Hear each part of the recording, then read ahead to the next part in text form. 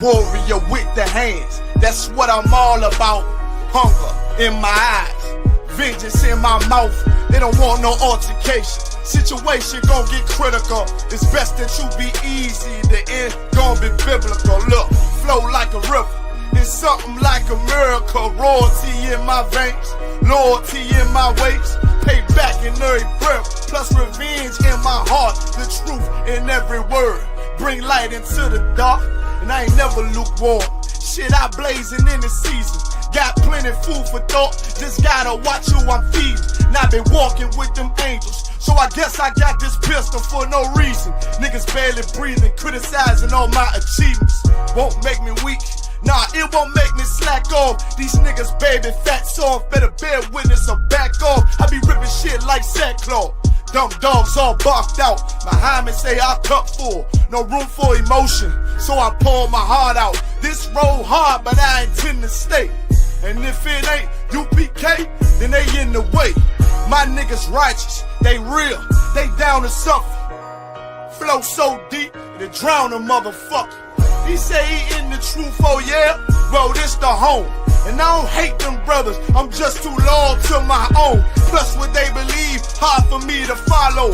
No rank me, no head, and I ain't leaving this body to live and sleep in hollow. So when they ask I'm UPK, you tell them absolutely. And I ain't trimming my ways for nothing, gotta execute me. Cause I can never die with my tail tucked between my legs. Shit I be thinking, watching my daughters tucked in their bed. They so smart, and Alana, she so beautiful, but they ain't like other babies, and they daddy far from usual. Now I'm missing cause I'm about my father's business. It ain't about this shit I used to do in that 98 Navy, the tan leather seats. See, without wisdom, this world make you weak. I found out that the truth was bitter, the lies are sweet.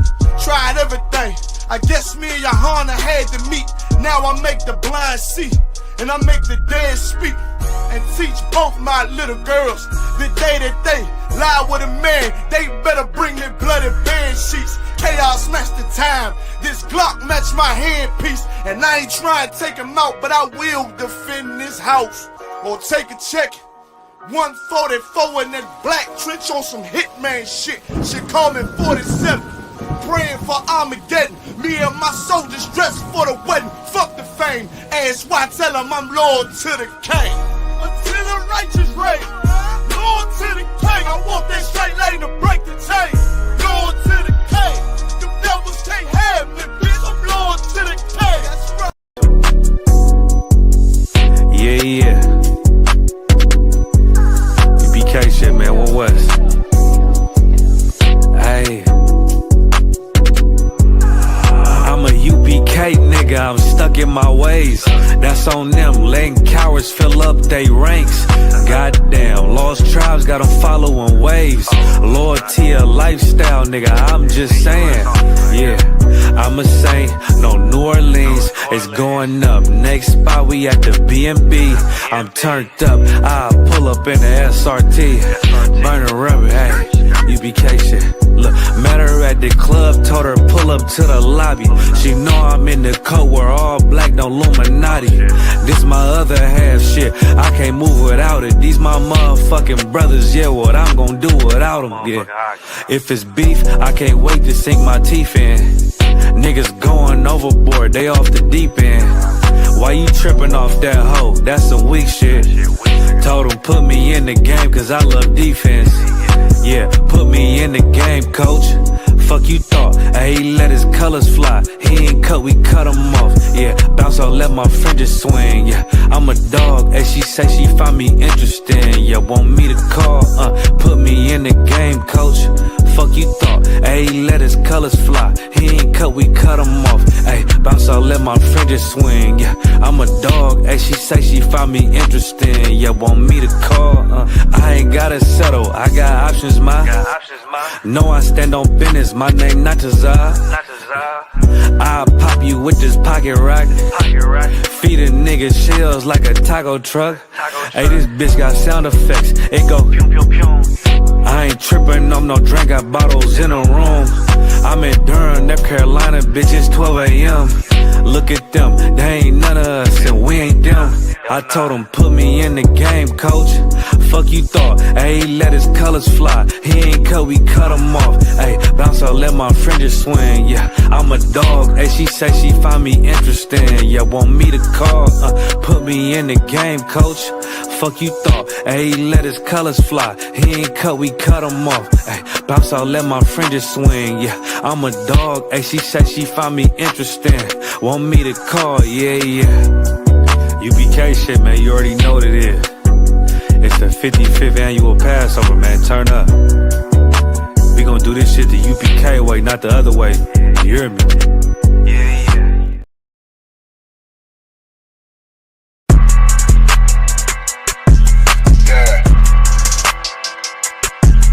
Yeah, you know what it is. 140 for the rapper, busy man, shit, nigga.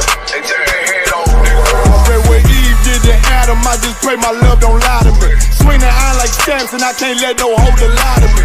I don't feel these rappers, all they lies is hypocrisy. Ain't no competition, ain't no rivalry. Niggas think I'm playing, I don't hear one word they saying, this shit light work. Think Muhammad one of us, he might lose his life first. Suckle up and stay alert, another cop just stretch the nigga. He a demon, it's an exorcism, watch I bless the nigga. You took that open blood, then you know I'm gon' get active with you. From the opposition, I see vision, let me paint the picture. Rappers claim they spit and I ain't listening, is it fact if revenge was a woman, I scope that bitch like Jack the Ripper. War, we gon' run the summer, it's gon' be historical. Thought they making plays, made them niggas call the audible. Ask who run this shit, but that question is rhetorical. Bitch, I'm the one, me cookies with the oil. I'ma get them crackers, hell, should've never kidnapped my family. I can't do that, bet I be the last nigga standing. Do a life sentence for my niggas, pray you understand me. I might put a switch on this Glock and call it young baby. How you real trigger know them dots? You a bird feeder, claiming he a demon. What's a demon to a cold leader? When he said something, I ain't hear him. This shit light. It ain't about who got the gun, it's about who gon' up that pipe first. I turn a bad situation to a game changer. Bring soldiers from the dead, just raised up the chains. 6 shots, I'ma look like Aaron Jones when I run it. Never bite the hand and feed you, you'll never get that hand back. He bitch about 10%, I don't wanna hear none of that. He dropping sword, fuck him, just make sure you get that cover back. Look around, he ain't with us, probably cause he never was. Now my chin like you with the angels for your brothers. Everybody wanna be Richard Porter, God kill him like Alpo. Play if he want, it's laying in the trunk like Lee Malvo. I'm a certified woman's ass nigga, I am not a toy. Hey, I with that hollow side, yeah, this the real McCoy. Feel like Gullah Jack when I'm in Fayetteville, you feel your boy. Still up on my bread, still I think that's all that I do. The way I get that boy lost, they gon' start to call him Elroy. Fuck his game, pop out on them demons like I'm Hellboy.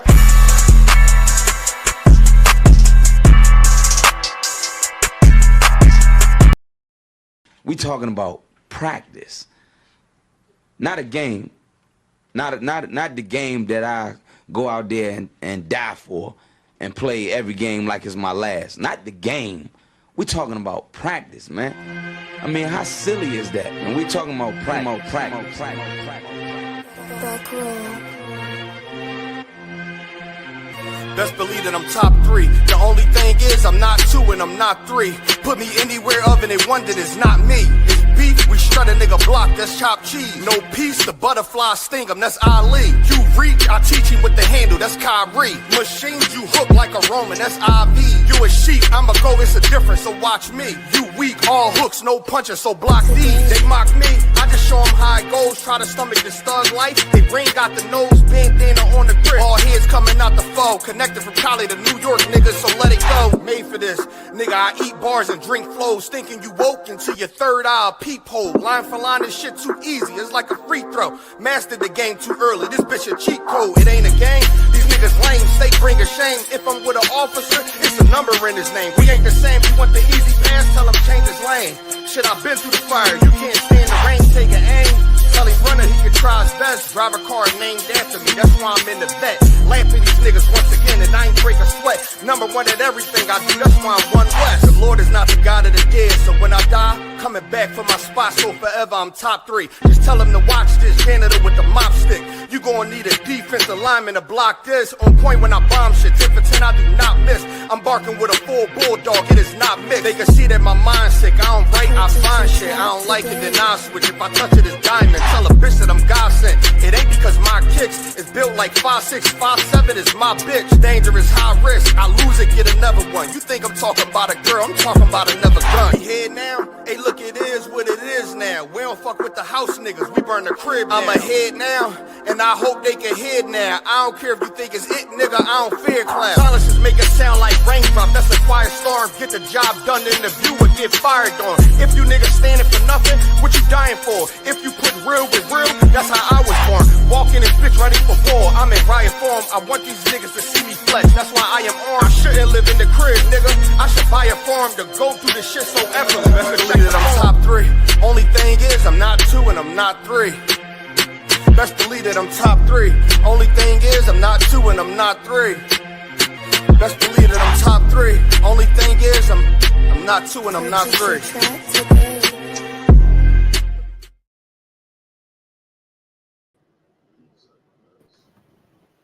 Let's just like this. Which one do I press now? Garbage guitar. Show me shop far. Alright, this is the ISUPK Wednesday history class. Also, check out Commanding General Johanna's radio show, Monday, 2 a.m. UK time. We have classes here, Monday through Friday. We have Monday, we have the law class, Tuesday, the brotherhood, Wednesday, the history, Thursday, the scripture breakdown, Friday, the Lashron Kodash, and the radio show at 9 p.m. called On the Ends. Saturday, we have the Sabbath service also. So we've got a ton of things going on in the school. The next high holy day is the Passover, which is in Atlanta. So this will be in Atlanta, Georgia, April 12th. So we're getting ready to go on down to that. And today we're going to go into a slave master that left his diary behind. So he left behind his diary. So we're going to go into his diary and see what was left behind and what kind of things was going on.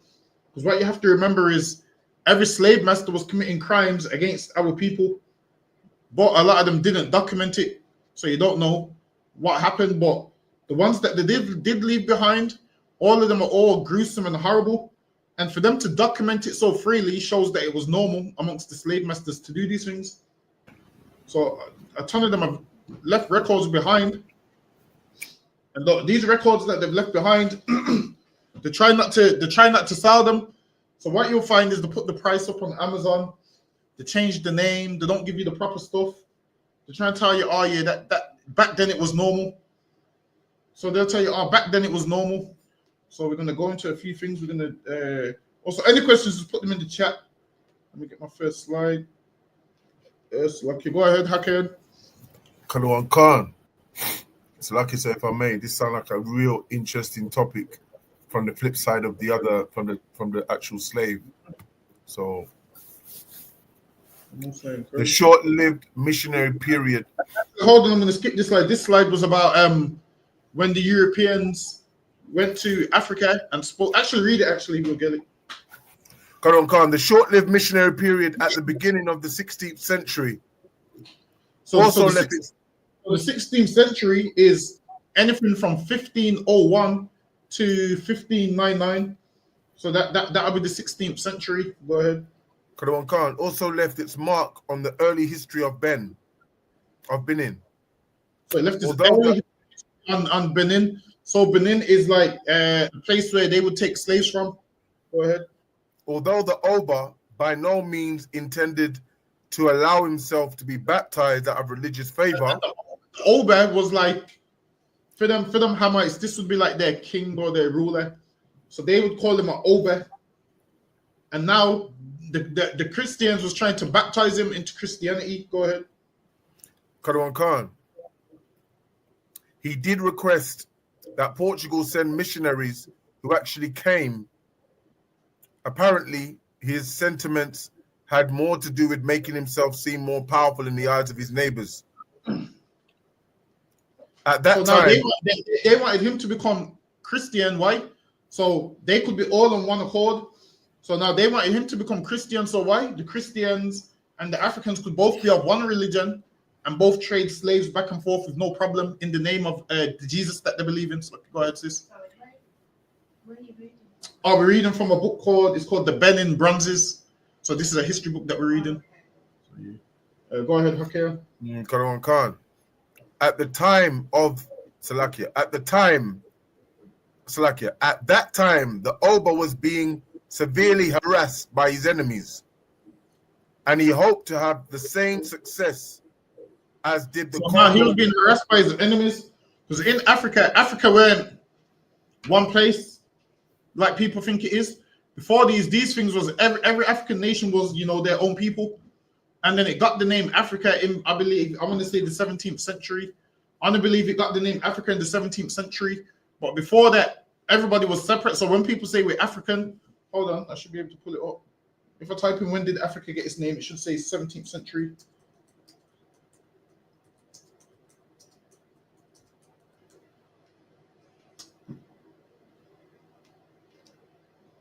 Hold on.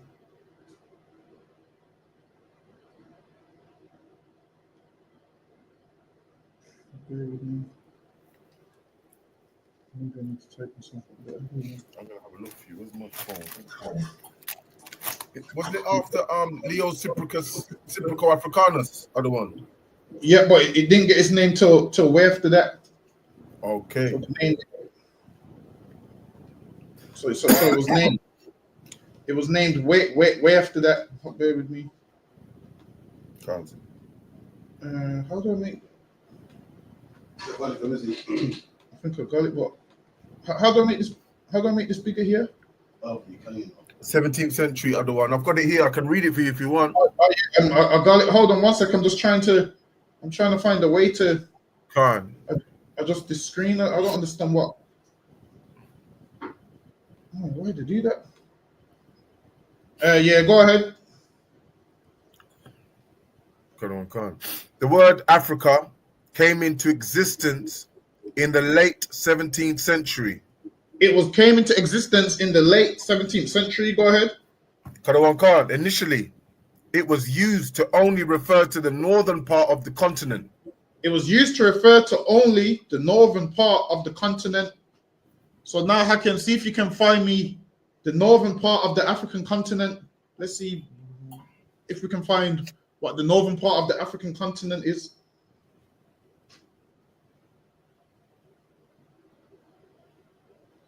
So it now says the word Africa came into existence in the late 17th century. Initially, it was used to only refer to the northern part of the continent around the time. So it says, sir, the UN sub-region of North Africa consists of 7 countries at the northernmost part of the continent. So it's Algeria, Egypt, Libya, Morocco, Sudan, Tunisia, and Western Sahara. So you slaves that was taken from West Africa, technically you're not African, because they used to refer to the northern part, not all of Africa. So where was black people taken from? West Africa, man. And before this had its name, all these lands was just named after the land or people who ruled the land. And then what happened? The oppressor colonized it and just gave it a name and engulfed all of it. So when people say, "Oh, go back to Africa," or "I'm going back to Africa," where in Africa are you going? And where was you from before the 17th century? That's right. Right. Before the 17th century, where was you from in this place called Africa? Now, before it was called Africa, all right, then if you're from Africa, what did your ancestors, who you say you come from, call that land before the 17th century? And then you ask black people these questions, they don't have the answer. It's like a man that's from England, you telling him saying to you, "I'm going to live back in Europe." Where in Europe, man? Europe there's loads of lands in Europe. When people say, "Oh yeah, I'm going," because we originally from Africa. Where in Africa? Right. And they can't tell you. Whenever someone tells me, "Yeah, the African," straight away I know, yeah, you ain't no real African man. Probably an Israelite that thinks you're from Africa. Go ahead. And if I may just add to that point there, sir, normally when you ask Africans, are you African? They'll say Ghana or Nigerian or Sudan or whichever country they're from, the continent they're from. They won't never say I'm African. They'll say the actual continent, sir. Salakia. Exactly. They'll tell you, yeah, I'm from Ghana and I'm Ashanti. They'll tell you where they're from in Ghana, what tribe they're from in Ghana. They'll tell you, man. Whereas with us, we just say, yo, we're African. Put 10 black men in a room. One's going to tell you he's from Ethiopia. One's going to tell you he's from Gambia. One's going to tell you he's from Nigeria. One's going to tell you he's from Ghana. And none of you are from there, man. There's a reason why you don't know where you're from, because obviously you've been enslaved by this oppressor. There was a little bit more, sir, on that. Oh, there's more. There was just a little bit. Hold on, let me go back to it. Go on, sir. Yeah, go ahead. Khan. Around that time, the continent had been colonized, and the Europeans ruled over its people as slaves. And the Europeans ruled over its people, man. Them Europeans was ruling over tons of people. Like there's a book you can get. It's called what's it called now? It's called The Scramble for Africa. It's called The Scramble for Africa. I believe it goes into the Berlin Conference, where they carved up Africa. They carved it all up and decided which country was getting what. So then what you'll find out is from that meeting that they had, which is called, hold on, let me pull up that. The Berlin Conference. So when you look up the Berlin Conference, they carved it all up, and that's why Africa is how it is now, with all these different Edomite nations ruling. Why do you think some Africans speak German, some speak French, some speak English? Because now imagine the Africans sold us and thought, yeah, they're never gonna come, they're never gonna go and get them. They sold us. And then after slavery was abolished, what did they go and do? They went and robbed the Africans anyway. They went and carved up Africa anyway. And there's a thing called the Berlin Conference. Let me see. One day I need to do a whole class on it, to be fair. So go ahead, Hakian. Khan, the Berlin Conference of the 1884 to 1885s was a meeting of colonial powers. See, and it says it was a meeting of colonial powers, man. Meaning all the powerful nations. What you'll find out is, you see at that meeting, when you look at Revelations and the seven-headed dragon, you'll see that all of those nations was at this conference, man. Mm-hmm. You'll see that they're the same people, man, that the Bible's speaking about in Revelations. Go ahead. Khan.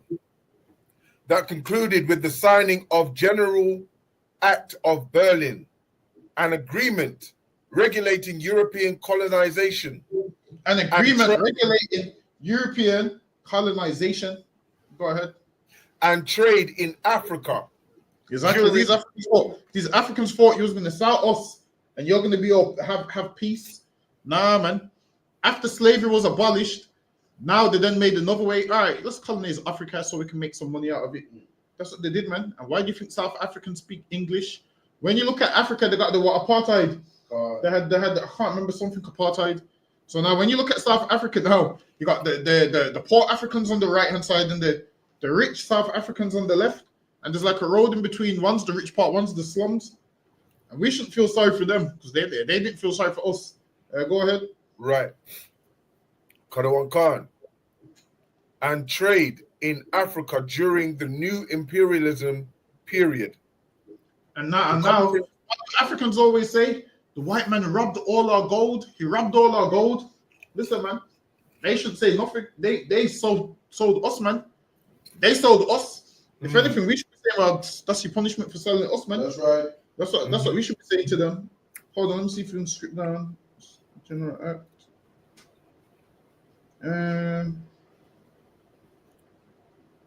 Yeah, go ahead. Give me from the General Act. Khan. The General Act of Berlin can be seen as the formalization of the scramble for Africa. It's actually a good book. You know? It's a long book, but it's a good book. Go ahead. Khan, that was already in full swing. The conference contributed to ushering in a period of heightened colonial activity by the European powers. Go ahead. Khan, and is sometimes cited as being responsible for the carved up of Africa. And now that's how they carved it up. So they had this conference in Berlin, and they all came together and decided, yo, how are we going to carve up Africa? And what you'll find out is every time we have wars and world wars, it's only when these colonial powers fight against each other. Like, there'll never be a world war because England wants to invade Africa. All the other European countries don't care about you invading Africa. They just get mad when European countries invade other European countries because they know they all have weapons and they all have power. So that makes it world war. Now, when they invade us, it don't mean nothing to the rest of the colonial powers because they don't look at us like we ain't even a power to them. Every other nation ain't a power to them. The only powers that they are is the European powers. Go ahead. Hold on one second. Let me skip now. And those, like you said, those European powers, if I may, the power was given from the Most High, wasn't it? When the Lord said, Esau shall rule by the sword, right? Yep. God. That's exactly what it does. Hold on, I'm trying to find it. Bear with me. Hold on.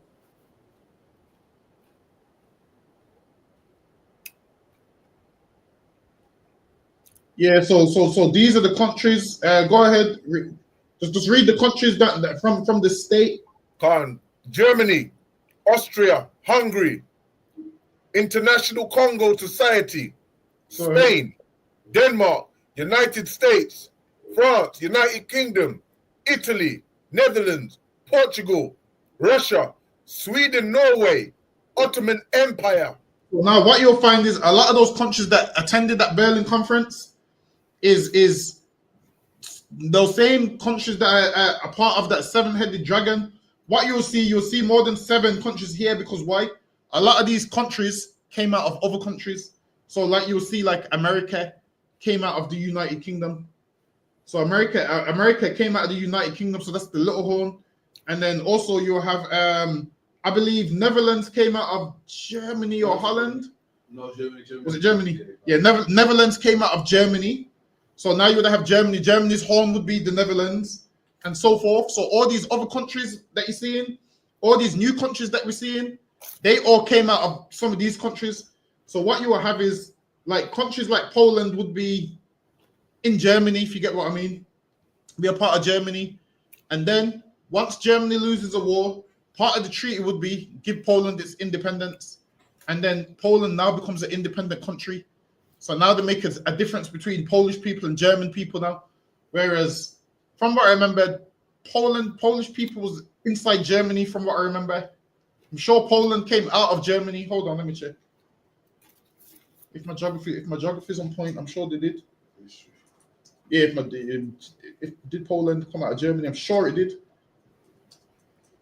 And after one of the wars, that to sign the treaty and they had to give Poland. I think it was Ukraine come out of Germany, you know. I can't remember which one it was.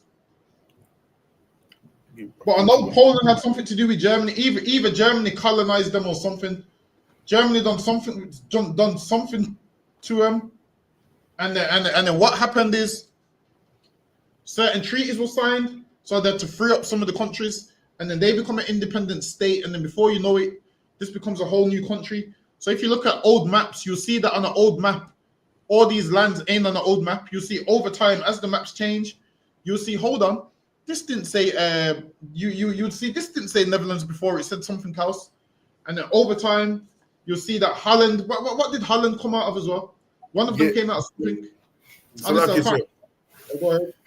Yeah, if I may, so I got here Poland's emergence from German control happened primarily after. Sorry, no, that's wrong. Salakia. Oh, you're on about when Germany colonized them, innit? And then that to free them up. Yeah. Kind of, it's a different period. That to free them because part of the treaty. Yeah. Ira said Holland is Netherlands. Yeah, it's the same thing. Holland is Netherlands. Yeah. I always get them two wrong. I've been getting them two wrong forever. But Slacky, go ahead. Okay. Yeah, Khan. The short-lived missionary period at the beginning of the 16th century also left its mark on the early history of Benin. although Oba by no means intended to allow himself to be baptized out of religious favor, he did request that Portugal send missionaries who actually came. Apparently, his sentiments had more to do with making himself seem more powerful. It's like he said, this is the first one, you know. This is the first slide. Oh yeah, well, I think it was. Hold on, I think it was on that one. Actually, we can skip that. But this right here is a picture of what the soldiers for. So right here, you have the Manila. I believe we had it in the school somewhere. Right. It wasn't here somewhere. I know seen it the other day. That's a hammer. That's a hammer or one of us, sir? No, that right there is just a statue. That's just. Oh, that right there is just a depiction. That would be a Hamite with. Oh, here it is. That would be a Hamite. Look like one still. If you look in his hand is the bronzes right there. So if you look there, that's the bronzes right there. By the Manila.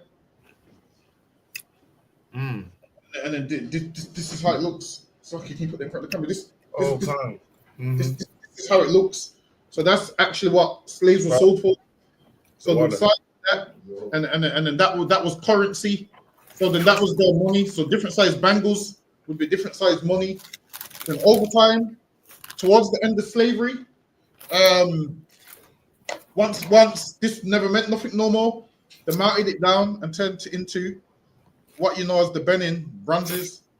So when you look up the Benin bronzes, hold on, let me see if I can pull it up.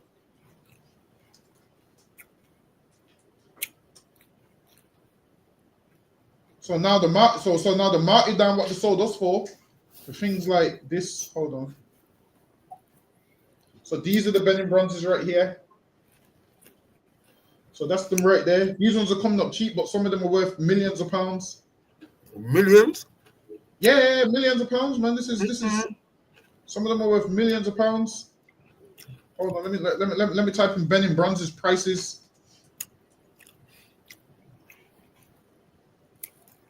Hold on.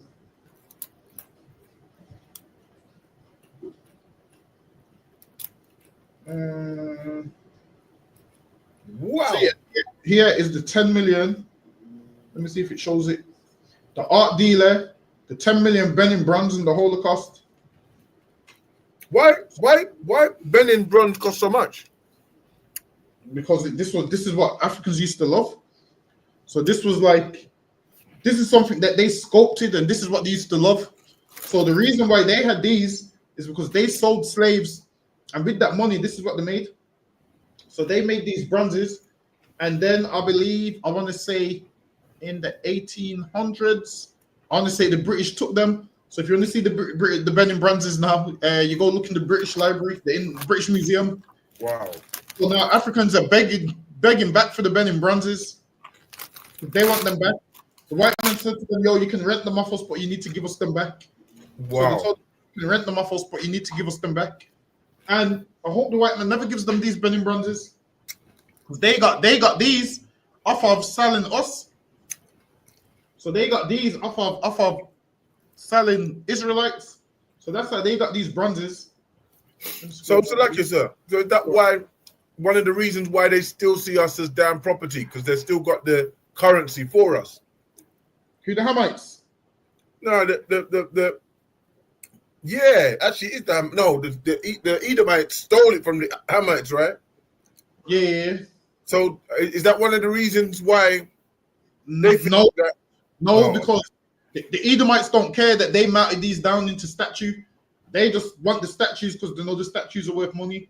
They just know that the statues are worth money, and they know that they're better than the Africans.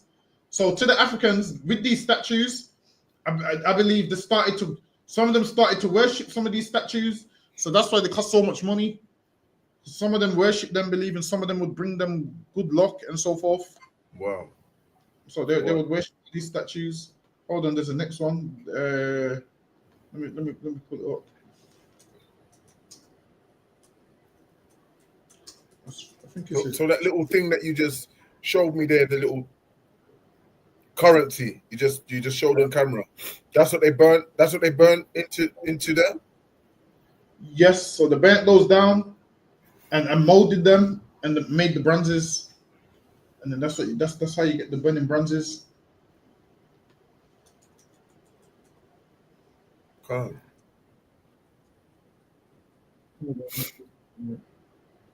There's one of them that's expensive, but you know what? All of these things are in the British Museum. Listen, I keep saying it, but one day I will go to the British Museum. Going there one of these weeks, maybe before Passover, maybe after. Definitely going. When you're ready, other one. When you're ready. Yeah, we're gonna have to go. What I might need is the camera with the glasses. So I might get the glass camera, and then have another camera, and then that way we can get some proper footage. Because listen, you see, if I go to that museum, we're making about 50 different videos because there's about 50 different books in there where you can have a million different topics. You just cover this section, then this section. I'm definitely gonna go one of the days. You know what? I'm down here, and I ain't even done that. You know, I should have gone down there a long time. You know. Nah, man, nah. That's the lucky. That's my mission. I'll pull a rank on that one. All right. It's been my dream to go to the museum. Can't. A dream. Can't. Go ahead. Let me get this one. Khan. And those plantations needed ever more Africans. So now they call them Africans, but we know they're not Africans. They're Israelites. Go ahead. John Newton was then one of many European anxious to provide Africans for the plantation of the Americas. Sis, you know who John Newton is? Yeah. You've heard the song Amazing Grace. So it's him so he was a slave master. And I believe I believe he has the most famous hymn, Amazing Grace. Hold on a minute. Yeah, let me see if I can play it. We won't get flagged, will we? What's it play? What's the lyrics? Let's play it. Let me play it for like a second. I don't think we'll get. Hopefully we don't get flagged.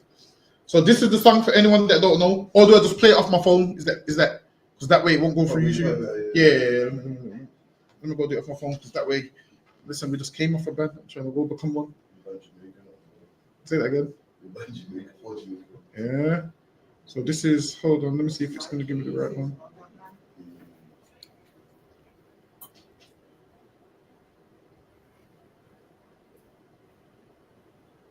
I think this has got his version in there.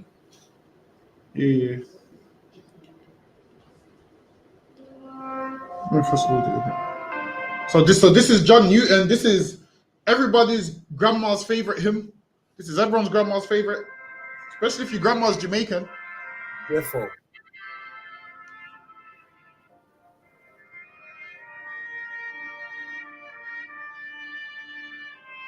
What don't you sing on there? Hold on, that's not giving me the words. Bear with me. Let me just find anyway. It's got the words. Hold on. Might give me the words. That sounds so dead to when black people sing.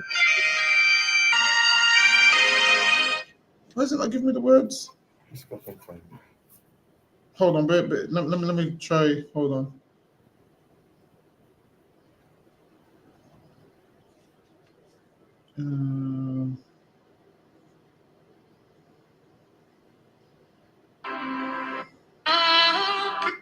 No, that's not his version. Well, there's so much covers of it that you can't even find his one. Hold on, let me see if I can type in original.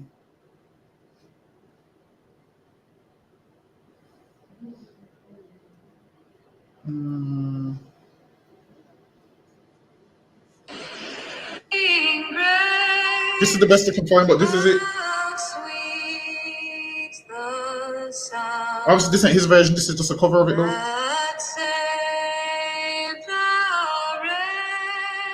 So he's singing about Amazing Grace, and we was slaves in chains and all of those things. And this man singing these songs, Amazing Grace, and he's gonna lie to you and tell you in his journal that I was an evil man back in the days, and slavery was wrong, and to say he helped abolish slavery. The reason John Newton helped abolish slavery is because he wasn't getting paid off it no more. what you need to realize is Edomites are haters, man. Listen, this is what you'll find is like when they wanted to abolish slavery and they done a vote, it was the poor ones that couldn't afford slaves that said, yeah, abolish slavery. The reason they said that is why? Because they couldn't afford slaves. Now, if they could afford it, then they would have been for slavery. So they wanted it abolished. Why? Because they couldn't afford the slaves, so it weren't benefiting them. But the people who it was benefiting, they was all for slavery. That's lucky. Go ahead, Hakim. Karawan Khan. This demand for Africans created sharp competition among traders of the African coast. So now those traders, and they had ships everywhere, and everybody wanted the slaves to take them to their plantation because they knew, pull it this way, it's like a job fair. Let's say someone says we're giving out free money. Everybody's going to be there. All these slave masters was there, and the free money was us, man. Because they know they're going to make money off us once they put us on that plantation. Go ahead. Right. And knowing how to trade effectively was an enormous advantage. It was perhaps this quality that Manesti saw in the young John Newton. But the most difficult of all tasks was maintaining order and control on board the ship itself, of knowing how to keep Africans penned below. So we know those Israelites, to call them that because they took them from Africa. Go ahead. In peaceable and reasonably healthy conditions before finally preparing them for sale to planters in the Americas. And John Newton was a part of all of that. Go ahead. Karawan Khan. At its simplest, it was the exercise in brute control. Salakia. At its simplest, it was an exercise in brute control, an intimidating regime designed to threaten and overawe the Africans, and to preserve as many as possible from the dangers and threats. Sorry, so this man talking about how gracious the God is, amazing grace. Meanwhile, he ain't been gracious to us. Exactly. Slaves at the bottom. Say us how good his God is. Why is God good to us? Exactly. While the slaves at the bottom of the ship dying, and his making these songs, and his having Bible study on top of the deck, while Israelites was dying beneath the deck, and then they want to give us that same religion that they have, which is insane. Go ahead, Mikhail. Can't, sir. And to preserve as many as possible from the dangers and threats, and the threat epidemic, endemic on all slave ships. And it's talking about slave ships, and then hold that there, but get me Deuteronomy 28 and 68, Hakian. Oh no, it's right. Captain Crawford's going to get it. So now it's talking about slave ships, and now slave ships is in the Bible, man. That's right. So if you want to know who the slaves are, just read Deuteronomy 28 and start to wonder who could these people be. And then you look up history, and then history will let you know, okay, well, that history ties in with the Bible. So that's talking about slave ships. And Deuteronomy 28 says this. Okay, go ahead. Deuteronomy 28, verse 68. And the Lord shall bring thee into Egypt again with ships. And Egypt is a Greek word for bondage. Egypt means slavery. Shall be brought into Egypt again with ships. And that's where we was, man. That's right. We was being brought into Egypt with ships, meaning we came out of one slavery, which was in Egypt, and now we're going back into Egypt, which is slavery, with ships. So Egypt means slavery, and that's where we went, man, with ships. And they're here talking about slave ships and selling people on slave ships, which ties in exactly with the Bible. And the Bible was written way before this happened. That's right. So how do people say the Bible is not true? The Bible talked about us going into slavery with ships. Right. That's what happened. That's exactly what happened with us, man. Listen, before King James translation of the Bible was written before we started going to slavery on them slave ships, man. So people can't try and lie and say King James. What did they say? King James, pull it in there. Say King James, pull it in there. Listen, man. You can look at the other English versions of the Bible before King James, which should be the Tinsdale Bible, the Wycliffe Bible, I think the Great Bible. You can look up those. You can look up Jerome's something vulgate, let him vulgate. You'll see the same thing. Lucky, go ahead. Cut on. And the Lord shall bring thee into Egypt again with ships. And the Lord shall bring thee into Egypt again with ships. And that's how we ended up going in slavery, with ships. So go back to the history again, Hakayan. Cut on. An intimidating regime designed to threaten and overawe the Africans and to preserve as many as possible from the dangers and threat epidemic or endemic on all slave ships. Go ahead. John Newton was to prove himself as brutal and severe a master a master. So lucky, can you get me Deuteronomy 28 and wait, it says a fierce countenance. So now it says John Newton. It says John Newton was brutal and fierce as anyone.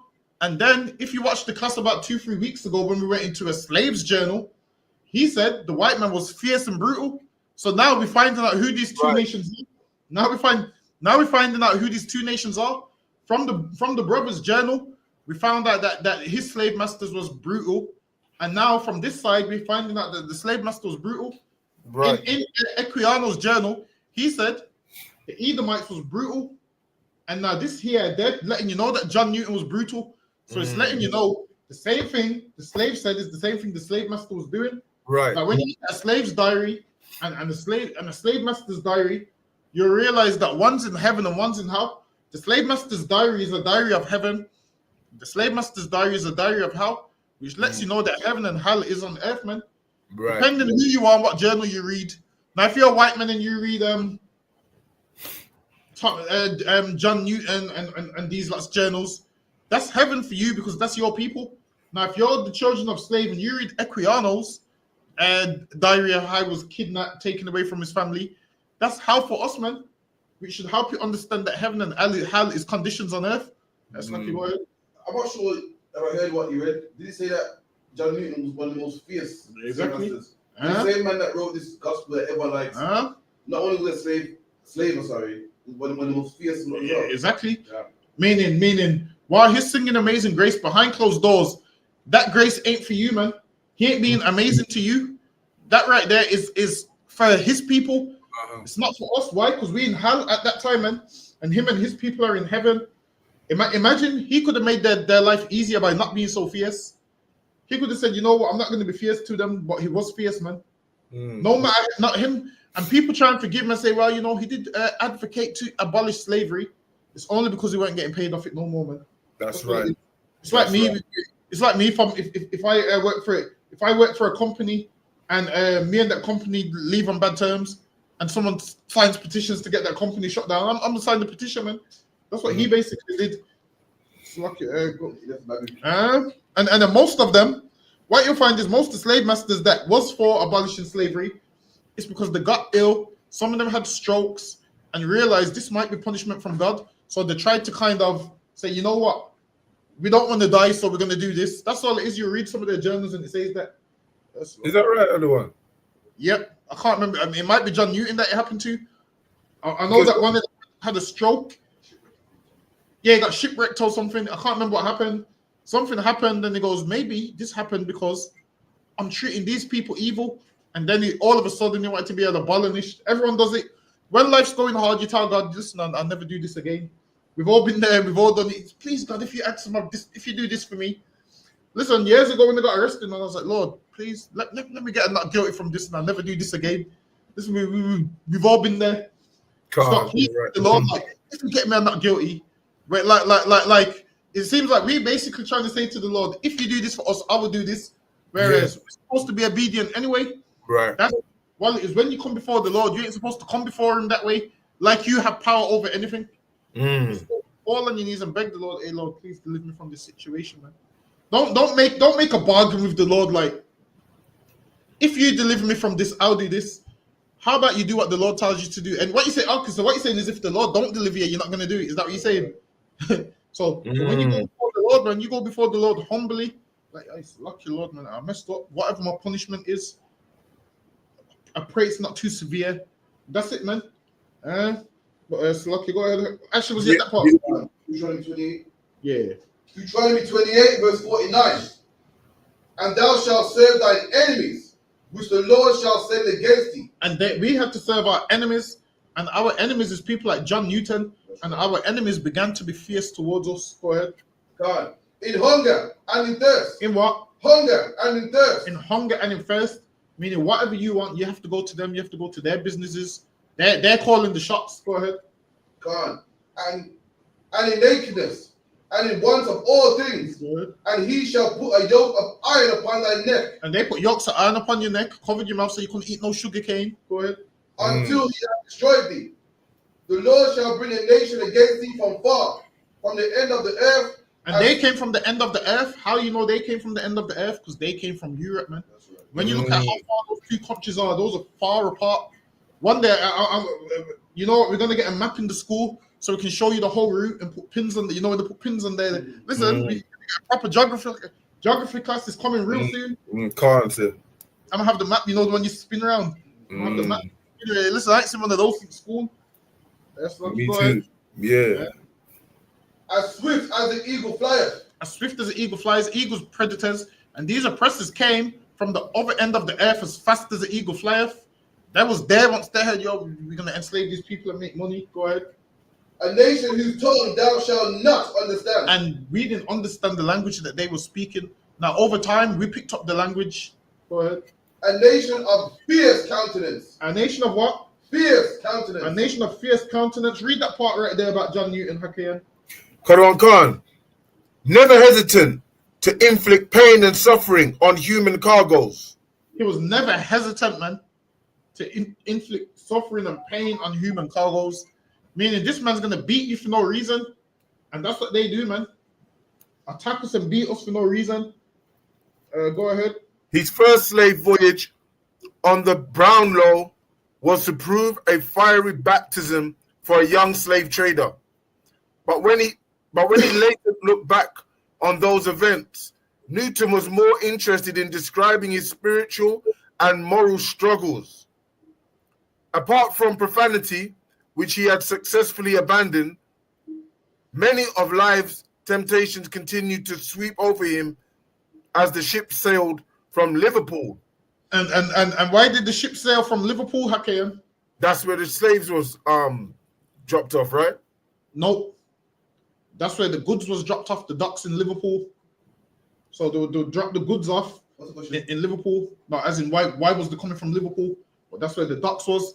So what you'll find out is England was a place where they used to believe England was so holy that they wouldn't have slaves here. But they did have slaves here, but they called them servants. So what you will see is black men that was servants in England, because there was black people in England at that time. So there's black men that was, carried with their masters to England, but they was considered servants and not slaves. So what you'll find out is a black man that was in England would look at a black man in the Caribbean as a slave and say, well, I'm a servant, he's a slave. When really, they just thought they could get around having a slave in England. So instead of calling it a slave, they just called it a servant. So that's what they do. So you'll do the same thing as a slave. You would make the dinner. You'll do everything. And what would happen is, if you didn't obey your slave master in England, would threaten you with deportation, saying, well, we'll send you back to the Caribbean. And then you would believe, like, you know what? I'm a slave master because my life could be worse. I could be in the Caribbean. And this is where black people get that thing from today, where they say things like, white people's done so much for me. And really, they haven't. So what you'll find is they'll threaten you with, we'll send you back to Jamaica if you misbehave. And then you'll be like, you know what? I'm gonna behave because I'd rather be in England than there. And then you start feeling like this slave master has done something for your life. And then guess what will happen? A man that was a slave in the Caribbean will speak to a man that was a servant in England and say to him, yo, the oppressor's the devil, man. Look how he treats us. And the one from England will say, no, you can't say that. He gave me a chance at life. He allowed me to learn English. He allowed me to read. He allowed me to do this. And black people do it till this day. This is what they say. They say, oh, well, not all of them are the same because one of them gave me a job. The reason they can give you a job is because they stole what you should have had. Imagine it's like them. It's like there being a whole cake that was yours. Someone takes this whole cake and gives you a slice. And you'll be like, well, I can't say it's Eve because he gave me a slice of cake. He gave you a slice of what's yours anyway. That's right. You're supposed to have the whole cake. don't ever say that they've done something good for you because they haven't, man. That's right. When you think they've done something good for you, they haven't. But the servants in England, they'll believe they've done something good for them. No. How about what? Why is it that they get to live like free men and you have to be a servant? It shows they've done nothing good for you, man. You're a servant, man. Don't let them lie to you and make you feel like, oh, they're treating you good when they're not. This is what they do. They treat you so bad, then one day they treat you good. And then you remember that one day they treated you good, and that's what you cling on to for the rest of your life. And then you work like a dog because you're hoping, oh, maybe they might treat me good again soon. Don't let them play you, man. This is what they'll do. They'll play you in that way. That's lucky. Go ahead, Hakim. Khan, sir. Kadawan Khan. Newton was enticed by those brutish lusts by which I was once so long and deeply enslaved. And he was motivated by them brutish lusts. He had lusts. What John Newton used to do was rape the little girls, man. That's what he used to do on the slave ship. He would see them come on the slave ship and he would eye them up and be like, all right, this one's my one. And that's what they all would do. And that was his brutish lust. He would do that. Then afterwards, he would hold a sermon and talk about God. That's what he would do straight after, which lets you know the God that they believe in allows them to do the things to you that they can't do to each other. Imagine all this time you're believing in white Jesus.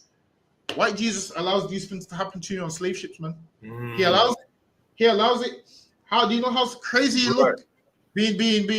Imagine being a black man, going on your knees as a black man, and speaking to a white man, save me. When it's a white man doing you all the harm, it makes no sense. Yeah. Like, how can a black man say to white Jesus, hey, white Jesus, man, life's hard, man. Come look out for you, nigga. You'll say to a white Jesus, yo, hey, look out for you, nigga. He ain't gonna look out for you, man. You falling on him is the reason why you're in that position. Like, imagine being a black man expecting a white man to save you. It's not gonna happen, man. Because if it was, it would have saved you a long time ago and you didn't. Right. So, Lucky, go ahead. But the brutal business of slaving, Newton preferred not to mention. See, so now this is talking about in his autobiography, a lot of the evil stuff he did, John Newton didn't want to mention it. So he left like a half biography of stuff that he wanted to leave out because he wanted to make out that it was reformed. So you'll read his autobiography and be like, John Newton weren't that bad.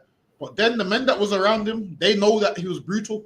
Go ahead. So this is why when you're reading accounts, you have to read this man's story. This man's story is like, go ahead. Yeah, what's that famous saying? Well, history's like what they give you to the pen of, didn't it, right?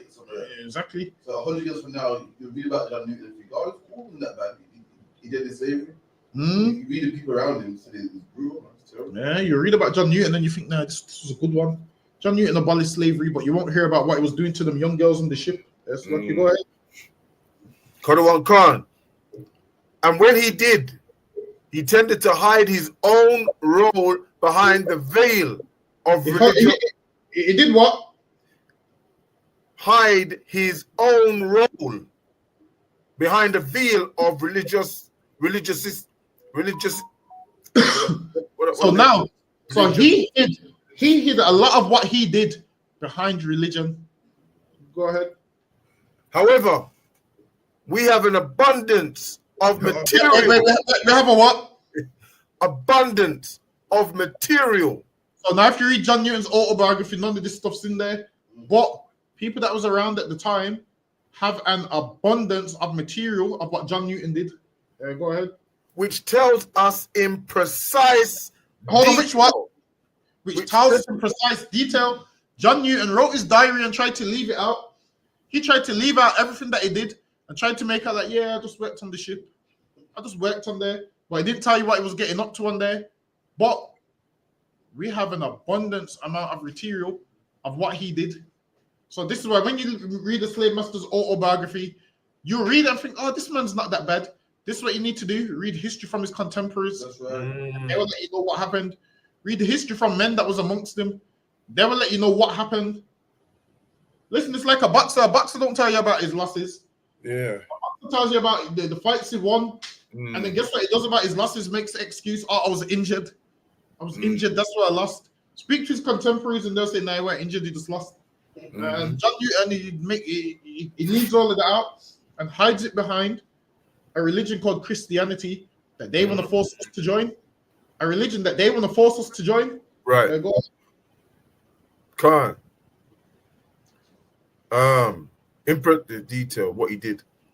In addition to his letters, sermons, and memoirs, we have the logbook of the slave ships he served on.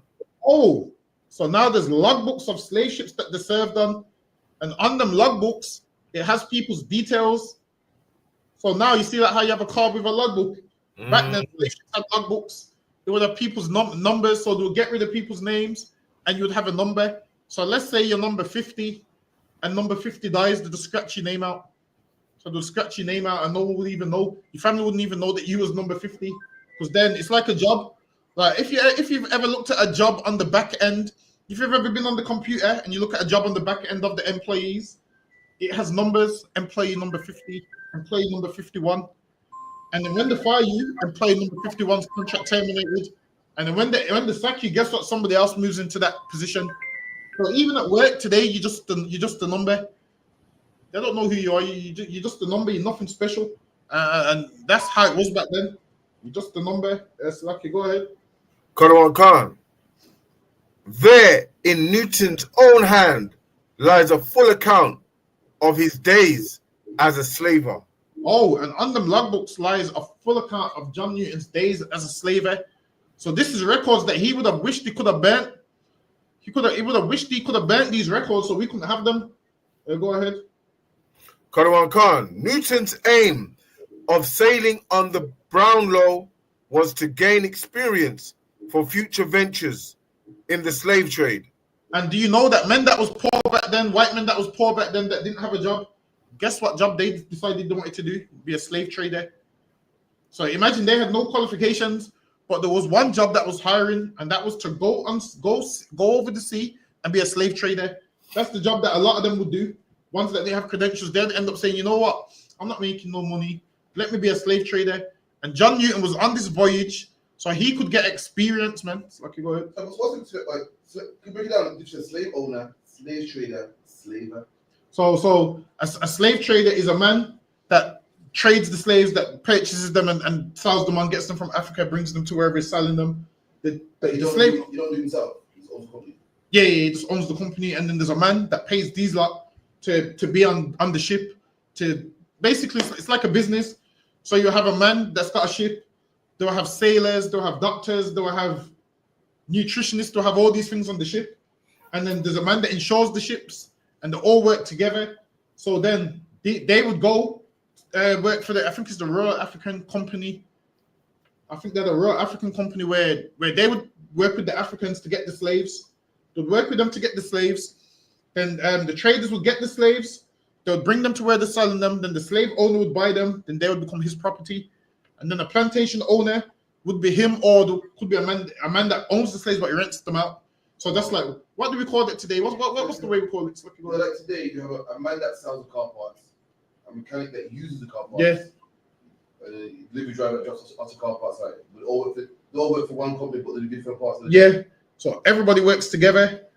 And then a man that had slaves but no plantation, he would rent them out. What's that called when you work for a company and they subcontract you to somebody else? What's it called now? Agency. There's a man that had slaves in the agency, man. There's a man that had slaves, and listen, if this man's slaves was sick and he needed some workers, he'd phone his friend saying, yo, you see those 2 slaves you got? Let them come work for me. Them 2 slaves would go work for him. And then this slave master would give those men the wages, and they would take it back to the man that rented them out. So they would get paid off these slaves' hard work. And guess what? The agency does that today. You go and work for a subcontractor, and guess what? They only give you a grain of what they're really made of. Yeah, you do know if you do like certain jobs, agency, you do know a company probably pays like £50 an hour for you. Yeah, I've asked it for. See, they wouldn't say how much you get paid. Told them, right? See, they wouldn't say. See, for your hard work, they get £50 and you get £10. So they got £40. Chunk of it, yeah. Break your amount, yeah. So what they'll do, they'll get £50 an hour off you, because this way sometimes you gotta listen to the companies, and the companies will say about the agency stuff, because I'm paying £50 an hour for them, and then you ask the agency stuff, yo, how much do you get? Oh, £11. So now your company is making £40 off you, and you're just getting £10. They used to do this from all of this comes from slavery. That's how the system used to work. Wow. It's lucky. Go ahead, okay. Good. I got this. Sorry, say that again. Picture of John Newton. Picture of John Newton. Yeah, there should be some on the net. Let me see if I can find it. Have they got any pictures like of his slavery? Pictures of slavery. No, you know, like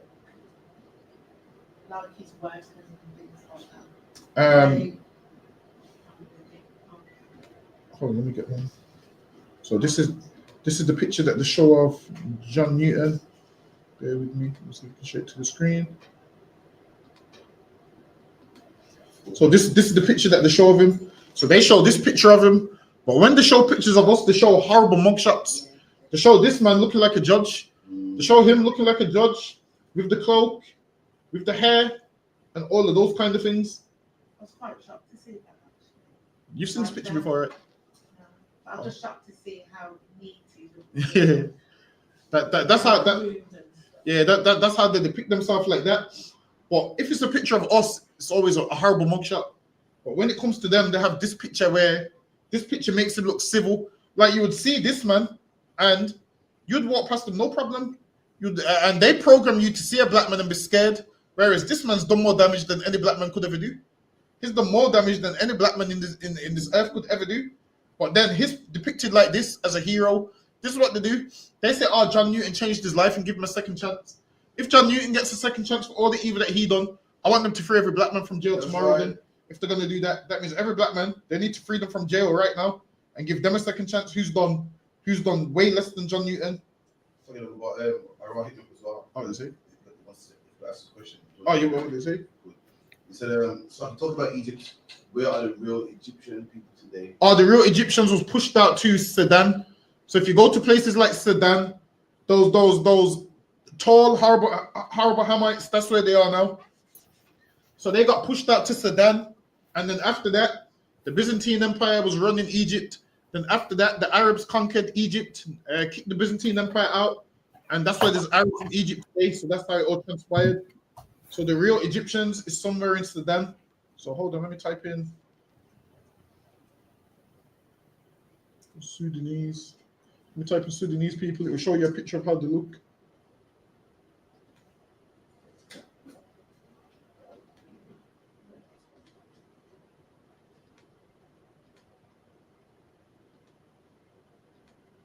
So this is how they look now, like this.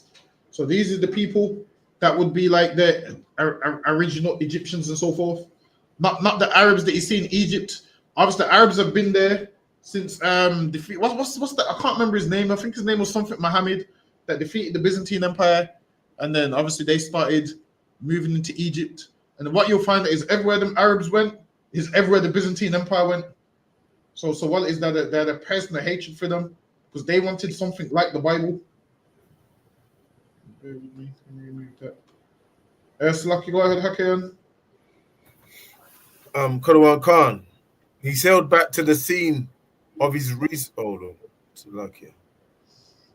all in all, the hope that he could make enough money to win the hand of Mary Catlett. So now John Newton became a slave owner, so he could propose to this woman, a woman that he wanted to marry. He wanted to make enough money and show her, look, man, I'm doing something. So he became a slave owner, so he could propose to his woman. And that's why he became a slave owner. Go ahead. So imagine this, all because he wants a wife, you have to go through hell because he wants a wife. Go ahead. It proved a difficult voyage. He sailed back to the scene of his recent humiliation, Plantain Island. He revisited P.I., his tormentor, not Salakia, hold on, Salakia. It proved a difficult voyage. He sailed back to the scene of his recent humiliation, Plantain Island.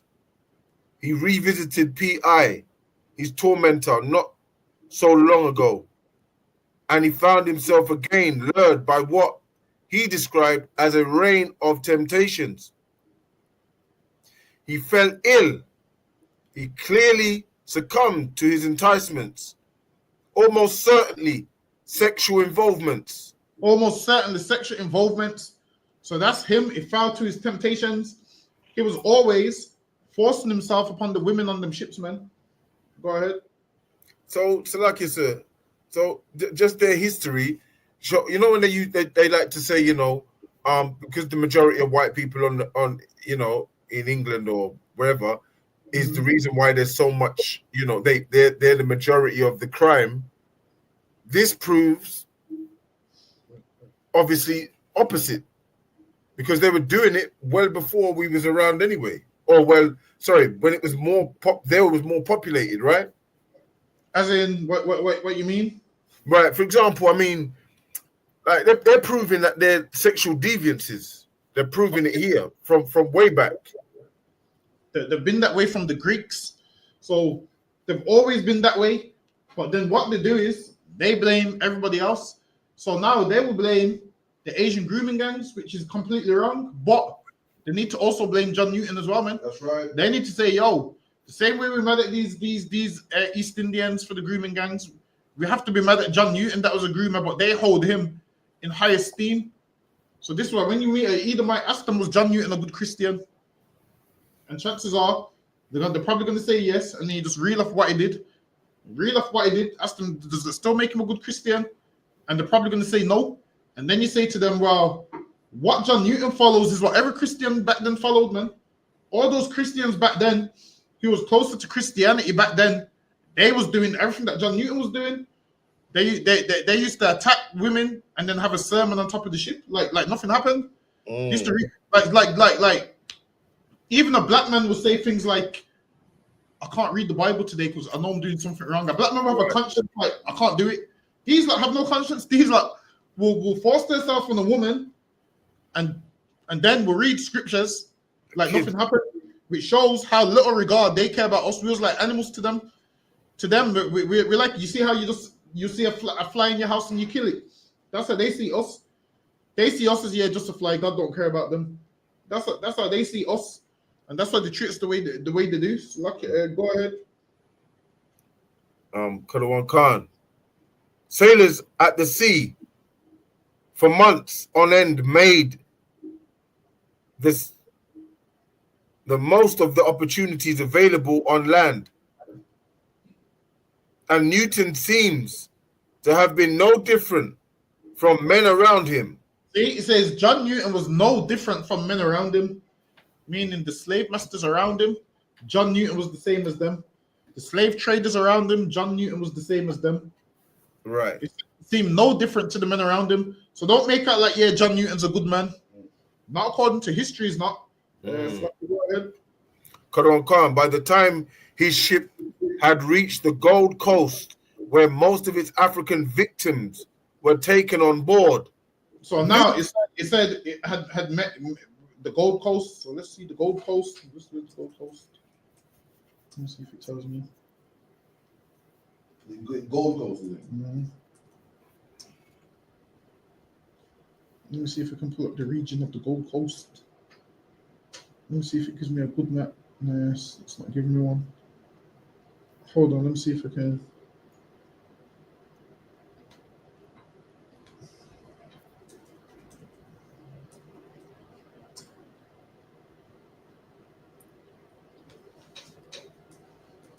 Let me look at a 1600s map if I can find one.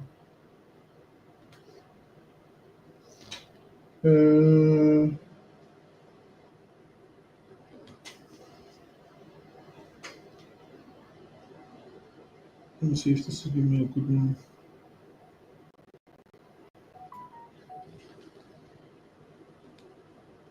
Actually, hold on.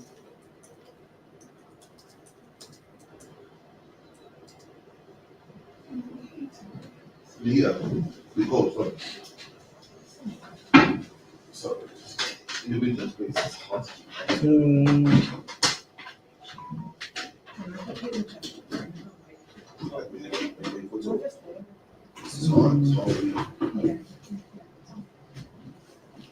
We try 3 years, boys. Wait a minute. You can keep reading that for now, Hakim. I'm just trying to find. Kadawan Khan, sir.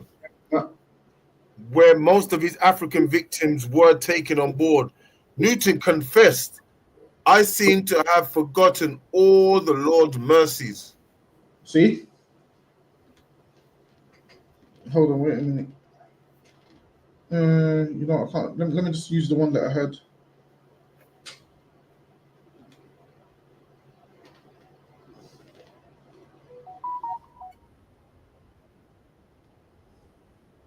I can't see it on here, but it should be on some should be on somewhere here. All right, so if you look at this is a where is that scrolling now? Hold on. So here is a map. So what you'll find out is a lot of these places we was taken from. So if you look on there, you can see Gold Coast is where is it now? I've just seen it on there. You can see Negro Land. So that's where we was. We was in between. See, can you see the Gold Coast at the bottom? Can you see the Slave Coast as well? Can Next you to come Benin. in? Can you come in a little bit more? The one. Yeah. Can you see the cursor on the screen? Yeah, I can see that bit. Yeah, but There's Benin. If you look there, there's Benin. It says Benin, right? yeah, there's Benin, and there's the Slave Coast, Okay. and there's the Gold Coast. Okay. So now what you'll find is we was in between. So here's the Gold Coast, here's Benin. We was in between these nations here. So these nations here was rounding us up and selling us. Oh. So then you'll see on another map. Hold on, let me see if I can get another map.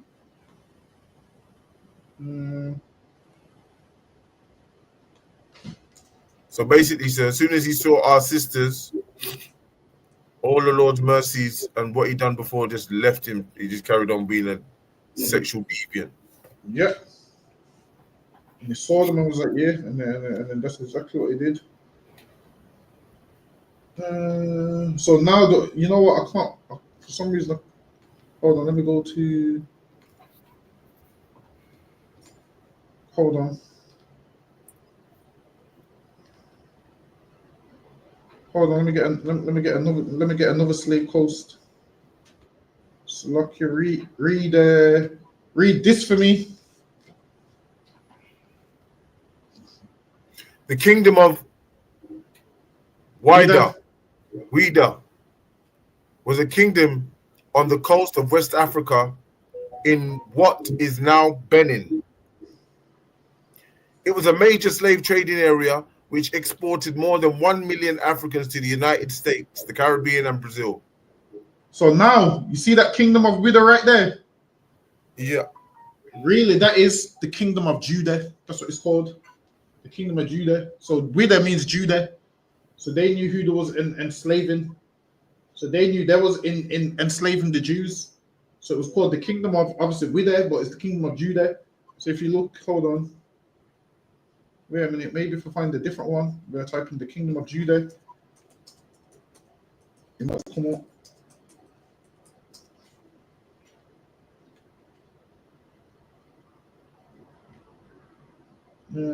Actually, this is saying the same thing, but yeah, the kingdom of Wida is hold on. Let me see. This might give me what I'm looking for. Hold on. Oh, this ain't letting me zoom in. Bear with me.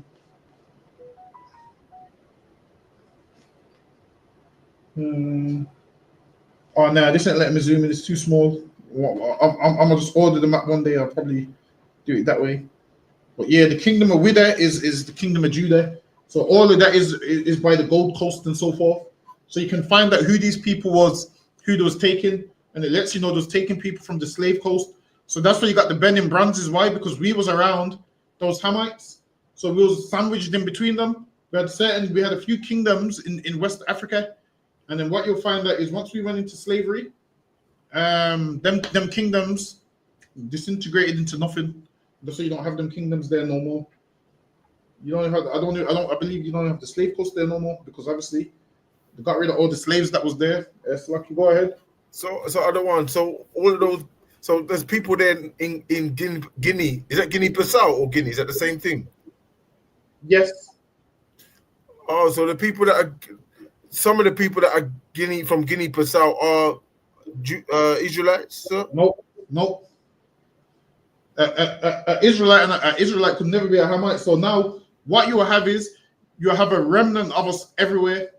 But when you mention Guinea as a whole, nope, the Hamites. So the same way you have a remnant of us in Ethiopia, because black people like to migrate and move certain places, then you might have a few people there, but not the whole place would be Israelites. Right. Okay. Right. So yeah, for the most part, the Hamites. Okay. Yeah, like England, in England, not everyone's an Israelite in England. Oh, okay. Can't I get you, sir? Yeah, we just sporadic in a few places wherever we are. So that's lucky. Go ahead. Karan Khan. His first slave voyage on the Brownsville was. That's lucky, sir. Next one, sir. Next slide. Yeah, Khan. While most accounts and eyewitnesses found the sexual violation of enslaved women too delicate a subject to describe in detail, Equiano. So now Equiano. So now this is going back to the brother that was reading about 2 weeks ago. See, so most of the slave masters, they wouldn't describe it, but he described it. Go ahead. Karan Khan. Equiano confronted it head on. Equiano confronted it head on. He spoke about it. Go ahead. As he helped to process the newly arrived Africans in Montserrat, Equiano recorded regular incidents of sexual attacks on African women. So we know those Israelites, but he recorded what he saw and what happened. Whereas if you look at the slave master's journal, he won't record a lot of the stuff that happened. He will leave it out. So some of the slave masters were smarter than others. Some left everything in their records. Some omitted a lot of stuff out of their records, and then you have to go to other sources to find out what they was doing. Karan Khan. It was, he wrote, almost a constant practice with our clerks and other whites. A constant practice, man. Meaning they done this all the time. It was normal. It was a constant practice. Weren't no one-off. It was constant. Go ahead. Salakia. And other whites to commit depredations on the chastity of the female slaves. Yes, I mean, they would do some horrible acts to them sisters, man. They'll do horrible acts, and they didn't want to document it. But Equiano, he knows what was going on, so he documented it in his journal. Go ahead. He could do nothing to stop them. When the Africans were shipped to other islands or to North America, Equiano testified that sailors would commit these acts most shamefully to the disgrace, not of Christians only, but of men. He's saying, yo, you should be ashamed to do these things as a Christian. Furthermore, you should be ashamed to do these things as a man. That's what he was saying. And imagine that's what these Christians was doing. These Christian men, and this is the things that they was doing. So how can you do that to my great-grandmother and then tell me to join your religion? Maybe I would have joined your religion if you didn't do that to my great-grandmother, man. But now I know that what your religion's about, I can't join it, man. Every black man and woman should leave Christianity, because this is what Christians do, man. Well, this is what them Christians did, man. This is the spirit of Christianity. That's right. The spirit of Christianity is violent and all of those kind of things. Yeah. Whereas when you look at Christianity, there's two versions. There's the white man's version and black people's version. Black people's version is the one that's not the correct form of Christianity. That's right. The white man's version got him wealth, money, countries, gets him everything. The version of Christianity that he gave you is turn the other cheek and don't defend yourself.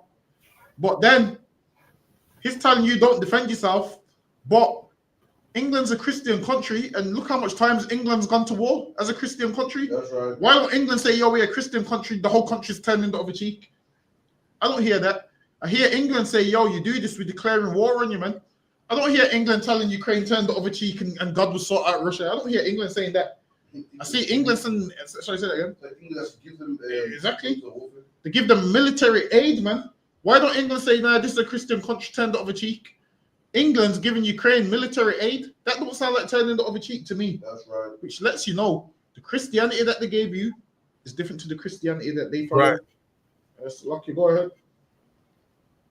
I have even known them gratify their brutal passions with females not even go ahead. 10 years old. Females not even 10 years old. That's what these Christian men was doing. Next time you listen to Amazing Grace, remember that, man. Remember, he didn't give girls that weren't even 10 years old, more messy. You remember that next time you listen to Amazing Grace. Go ahead. At times, the sexual violence was so extreme that the ship's captain discharged the men involved. So it was that bad that even the captain, a devil on the ship, was like, yo, this is too brutal, man. He's saying, yo, what you doing, man? This is too brutal. Because the captain, he knows, yo, we need to sell these people. And if you're doing this to them, imagine you're about to sell these people and these lot are doing this to them. He had to discharge some of the men, meaning some of the men got fired from their job because that was a job. To be a slave trader was a job. Go ahead.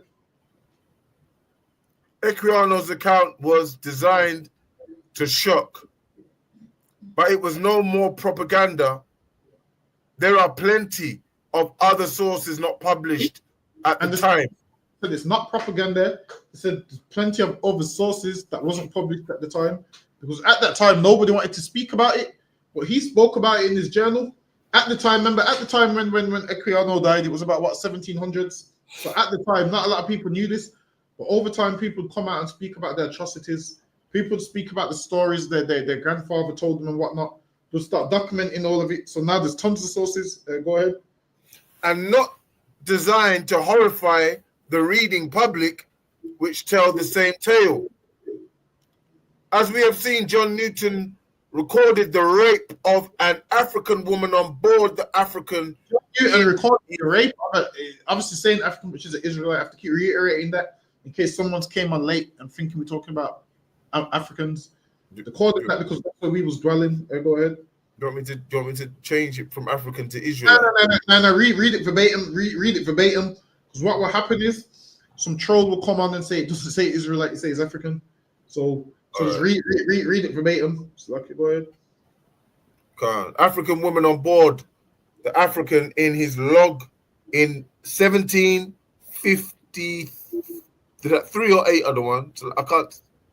17. That looks like 58. 58. Yeah. Okay. Newton never forgot Thawada. Newton never forgot the horrors visited upon African women on the slave ships. Newton never forgot the horrors. He's the reason for the horrors, man. How can he talk about it? Listen, how about the victims never forget the horrors, man? That's right. Imagine now he's making out he's the victim when he's the one doing the stuff. And that's what these oppressors do, man. They do something and try and make out like they're not the problem. Newton never forgot the horrors. What about the woman that went through the horrors, man? Right. He's making out like this is about him. He's the one inflicting the horrors on these people, man. And now he's making it about him. What horrors? He the Joker? Exactly. Now he's claiming like later in his life, when he found God, he can't forget them horrors. Listen, man, John Newton, if you can't forget them horrors, imagine how the women feel that you actually done the things to, man. What about them? That's what I'm saying. He's making everything about himself. Go ahead.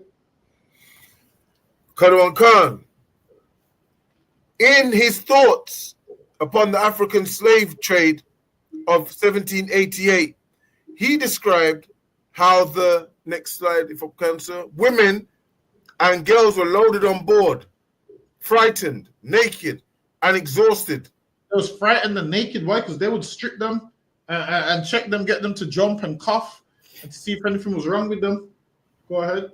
They were eyed by the crew. The crew would look at them because obviously they're naked. The crew's looking at them and they're saying, yo, I'm going to deal with this one. And that's what they would do. The crew was eyeing them up, whereas all they were supposed to do was take them and enslave them. Now they started carrying out all their sexual pleasures on them when that was never supposed to happen, man. Slavery is one thing, but what these lot done is they can't be forgiven for this, man. They have to be punished by Jesus Christ, who is a black man when he returns. That's right. Listen, man, you think all of this happened and God didn't? You think all of this happened and God didn't see? You think God didn't hear the screams of those women? You think God didn't hear the screams of those women? The day's coming when the Lord's gonna answer those cries and those prayers. All these Edomites walking around thinking that it and they've been forgiven and they hide themselves from Christianity. You're gonna realize in that day, man, that this religion ain't stopping you from what the Lord's got in store for you, man. That's right. The Lord's got in store for you, your religion. I know you're trying to hide behind your religion. You can't, man. It's not gonna work. So that's right.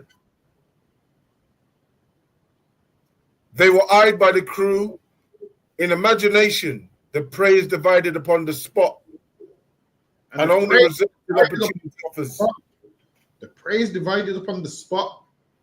Spell the word pray. P-R-E-Y, sir. That's what I'm saying. That's the kind of praying on us that they do. And the praying that we do is P-R-A-Y. So we do P-R-A-Y to white Jesus, and they do P-R-E-Y on us, man. Listen, we do us and white people do two different type of prayer. Right. We're doing two different type of praying. The praying that they work is the one when they plotting on you, man. The praying that you're doing is to get them to love you. Imagine this man's praying on you to kill you, and you're praying to white Jesus for them to love you. Listen, man. You're gonna lose, man. They ain't gonna love you. So Lucky, go ahead. So Lucky, yeah, Khan. And only reserved to opportunity offers, where resistance or refusal would be utterly in vain. And only reserved to opportunity offers where resistance or refusal would be utterly in vain. So no, you know what city he's from? Just out of curiosity. John Newton. Yeah. I can't remember. Wasn't he from? Is it Lancaster or Lancashire or Liverpool or one of them? It might be from one of them, from what I remember.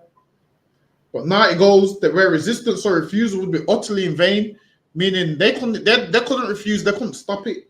It's in vain. Them tears. Guess what? Here it says utterly in vain, but like I said, they have to answer to the Lord one day, man. It may seem like it's in vain, but it's not. Go ahead. So like you said, you know that picture I sent you, is it allowed to be shown to see their you know, their this is what's gonna happen to them when the time comes? Nah, we're probably gonna get flagged for that. Oh, okay, no sweat. No. Listen, we already been on a ban. So lucky. So now it says that now we've their cries was in vain, meaning they couldn't stop what was about to behold them, what was going to happen to them. They couldn't stop what was going to happen to them because obviously these oppressors have a fierce countenance and they're in charge. And there's nothing you can do to stop them. It's like the army coming into your house and saying, yo, this is going to happen. How can you stop them? They've got all the weapons and the government and everything behind them, and you have nothing. And these women had nothing. All they could do is know what was happening to them was wrong and cry, and that was all they could do. Lucky, go ahead. Khan, everyone involved in the world of Atlantic slavery, from the captains of the ships through to the slave owners in the Americas and the British-based shippers, all of them, measured in their thousands, were lured to the world of Atlantic slavery by the hope of profit. And they came there because they wanted profit, man. They went there because they wanted money. And that's why they became slave owners and slave traders and worked on them ships. Why? Because they was there for money. Go ahead. Khan, today, this seems obvious. But what is surprising, perhaps, is that few of them seem to have any moral, religious qualms about what they were doing. Wait, say that, read that again. Khan. But what is surprising, perhaps, is that few of them seem to have any moral or religious qualms about what they were doing. It shows that is okay in Christianity because all of them was there, and it says that they didn't have no religious qualms about what they was doing. Not one man stood up and said, what you're doing is wrong. We Christians, we can't do that. Nobody stood up and said that. And they was all Christians, and they agreed to do whatever they was doing. Go ahead. Khan. Few saw anything wrong or unacceptable in their own behavior. Few saw anything wrong or unacceptable. Wow. I can't join the religion that allows you to rape my grandmother and great grandmother. That's right. I can't join that religion. They didn't see nothing wrong. They didn't see nothing wrong with it. So I can't join that religion. You know, I can't join that religion because I see something wrong with That's it. Right. So that religion's not for me, man. I see something wrong with it, so I can't ever be a Christian. Right. If none of them had religious qualms and it wasn't wrong, how can I now join that religion? Like, while it is, I need to speak to one of these Edomite. I need to sit down with an Edomite to ask him about. I need to sit down with a proper Christian Edomite, like a smart one. I ain't even gonna battle him on the scriptures. I need to ask him about what's right morally and wrong morally. I Yeah. need to ask him, if you was there back then, would you partake in this? Would you have stopped it? Of course, he's gonna lie and say he would have stopped it. I'm gonna ask him, was the good Christians or bad Christians? And I guarantee you, he's gonna say the bad Christians. And I'm gonna say to him, that doesn't. I'm gonna say to him, they follow Christianity closer than you do, man. Because listen, England is a Christian country. I guarantee you, which means if England's a Christian country, and that's what they was doing, that means the whole country was okay with it, man. Because it's a Christian country. So now, if any white Christian tells you that he disagrees with this, ask him what church does he go, and there you go. That means he don't believe what his church believes. Because why? Ask him, was that form of Christianity wrong? And if he says yes, that means he's going against what England believes, man. Because as long as I can remember, England's been a Christian country. So now, I'm asking him, so are all them Christians in hell for what they did? I guarantee he's going to say, no, Christianity is a dumb religion. So you mean to say a man can rape as much women as he wants and still go to heaven? Christianity is stupid, man. So like you, sir, and just to add to that, sir, you know, just how they treat black women anyway around the world. They don't care about our women. So it was always all right back then, and in their eyes now, it's all right still now, because all over the world, our women are getting raped, murdered, and everything, and no one's getting held and found guilty for it, even now, today. Yeah, for real. Listen, you get, like I said, you harm black people, you get away with it. There's no repercussions or nothing, but one day there will be repercussions. Right. Why you saying deep? Because the new Netflix show, innit? What's it called? Adolescent. And when they asked him, man, why did you make it? He said, I said, because I got reading newspaper, I saw a girl get stabbed by a boy. I had to make a film about it, and I thought, hold on. So a girl get stabbed by a boy, he had to make a movie about it. Meanwhile, black people get stabbed every day. And he didn't urge him to make a movie or nothing. Like, our lives don't mean anything. Black people get stabbed. When the news from the 90s to today, it's what black people do. And why he get stabbed? He makes a movie about it. I couldn't believe it. And that's what adolescence is about. Yeah, he saw a girl get stabbed by a boy. Then he read the paper again, saw another one. And he got make a drama about this to bring awareness. We get stabbed, they make movies glorifying it. Yeah, that's what I'm saying. They make Top Boy and what's the next one? Intent 2. Yeah. So when it comes to these other nations, they get sad documentaries and they get their best picture put up there with us. They put our worst picture, put the mugshot up there.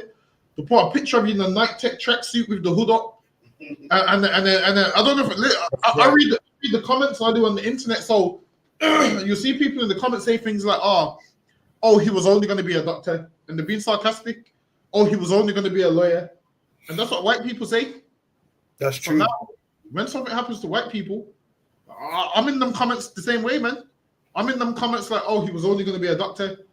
I'm in the comments like, deport him. One white boy committed a crime, was in the comments like, deport him. Someone's like, oh, deport him to where he's from, England. I was like, hold on, but black people that are born in England, you say deport them. So that's what I'm saying. Make it make sense. That's true. Say, you know, England's racist, man. Any crime we do, deport them. That's what they put in the comments. Deport them. It lets you know that you ain't. They know you're not English. And Slacky, go ahead. And to add to that as well, I coming down on the tube, right, and on the advertising billboard, right, going down the escalators, they got gangs in London, right, with a black man holding the gun, you know.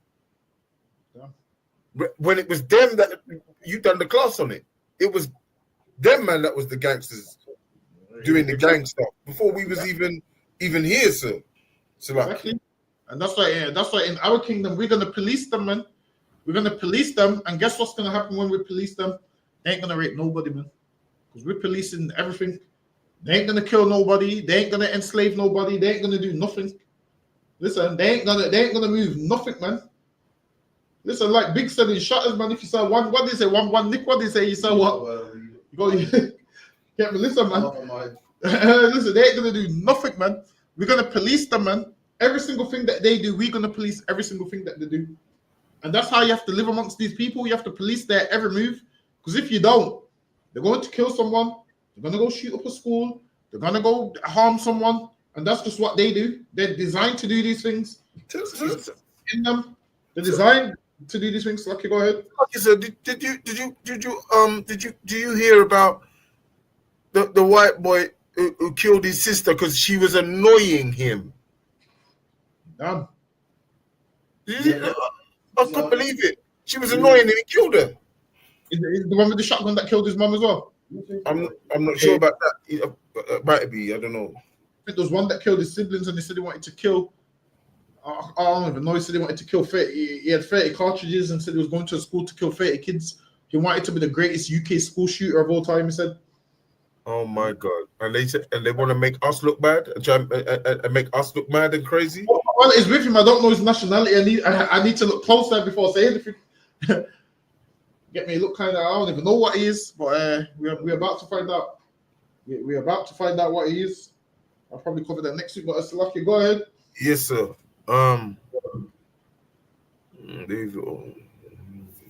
It was quite simply an unquestioned, widely accepted, morally neutral form of trade which yielded profits for some and pleasure for millions. And for some, it was pleasure for millions. They got pleasure by doing this. Imagine there was all Christians and they agreed that slavery was right. All of them were Christians and they agreed enslaving black people was right. So what makes you think that they're going to respect you in their religion like 400 years later? They don't respect you in their religion, man. They gave you Christianity white, so they knew that, all right, then, if we give them white Jesus, they won't ever attack us. Because when they see white Jesus, they're going to see us. So that's why what you'll find that is black people that are Christians near enough worship Edomites, man.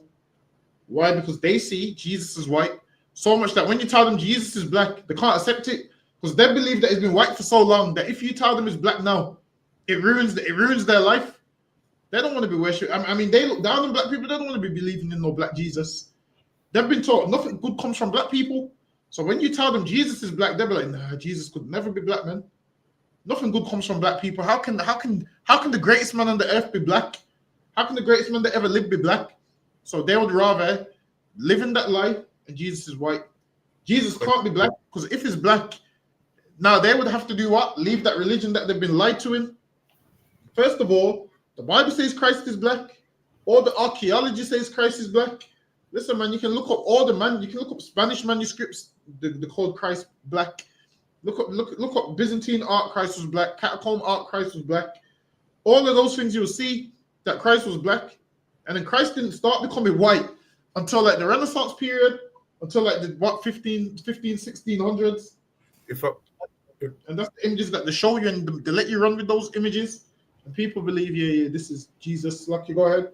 If I may, sir, Jeremiah 16:19 says, the Gentiles shall come unto thee from the ends of the earth, and shall say, surely our fathers have inherited lies. And this is what happens. You devils come from the ends of the earth, man. And you say, surely our fathers have inherited lies. Because why? You was taught by your father that you're a Jew. You was taught by your father that Christ is white. You was taught by your father that you're God's chosen people. Right. And then now, the history's coming out that you're not God's chosen people. The history's coming out now that God can't stand you. The history's coming out that God don't like you. Now the history's coming out. Now you're finding out. You thought God loved you. Now you're realizing God don't love you. Right. Now you're realizing the people that God does love, you've been abusing them. So you're going to come over realizing you've inherited lies. Go ahead. Khan, vanity and things wherein is no profit. And you're going to come over realizing everything that you believe was vanity and in things that therein was no profit, man. You're going to come to the children of God and you're going to bow down before us. Go ahead. Right. For mine eyes are upon all their ways. They are not hid from my face. Listen, man, everything that John Newton done on that shit that he hid from his autobiography, he ain't hid from the Lord's face, man. That's right. John Newton thought, there's no such thing as cameras, man. No one ain't gonna know what I'm doing. John Newton's dead and gone, and guess what? His records are still here of what he done. Right. Them logbooks are still here, and the witness accounts still here of what he done, man. We talking about them today. Listen, John Newton ain't getting no peace from us, man. Right. Listen, where did they play Amazing Grace? Is it funerals? Yeah. It's mainly funerals, isn't it? Exactly. Imagine black people being slaves their whole life, and then you take them out in their coffin to another slave, them listening to a slave song. There's Amazing Grace. What's the next one, man, that they play at funerals? Another hymn. What's the other hymn? There's another one. I can't remember what his name is. Common, I think. There's another one. How is it? How great thou art? Who sings that one? Who's that? That's the main one you see at every funeral. Jamaica's got their own version to that. Yeah, the Jamaican they got their own version to how great thou art. That listen, I've heard that so much. I started to like it at one stage. So lucky, go ahead, Hakeem. Qadwan Khan.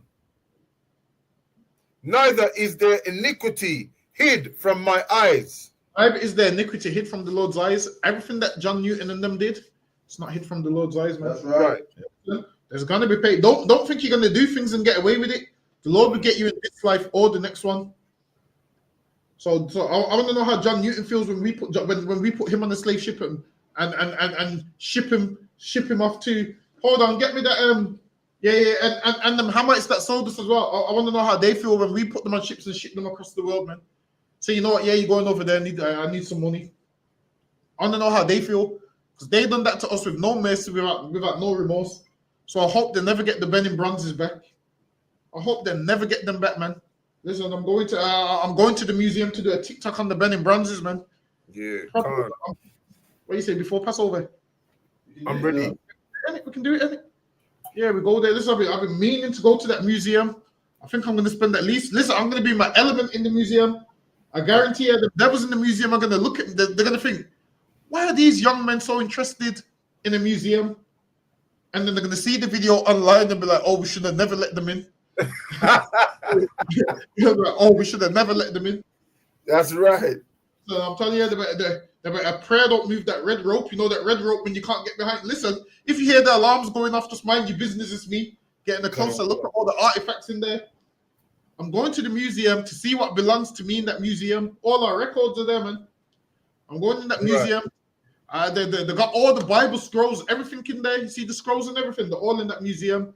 Really? Yeah, they got them in there. They got the remnants of certain books in there. So they got scrolls and everything in there. So yeah, you'll see all of that in there. But while it is, because us as a people, museums ain't really our thing. So we don't really go to museums, so we won't know what's in there. But when we go to that museum, we're gonna see a lot of our stuff in there. So I'm gonna go there and let people know what's ours and what's not. Especially a lot of biblical stuff. They got a lot of biblical stuff in them. Wow. If you're gonna see the Bible scrolls, you gotta go to the museum. So Lucky, go ahead. Would you be angry, other one, or upset if I went there tomorrow? Yes, I would. Yes, I would. All right, I'm not going. Listen, we all go in there. Listen, we all go in there. Don't worry, we're going there. All right, I'm gonna wait, sir. Sir. We're gonna go there.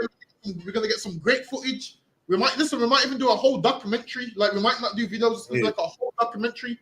Yeah, see how persons do documentaries on museums and artifacts. Yeah. We're gonna go do a whole documentary on the thing. Forget that. Yeah. Well, you say, if I may, sir, you saying before Passover?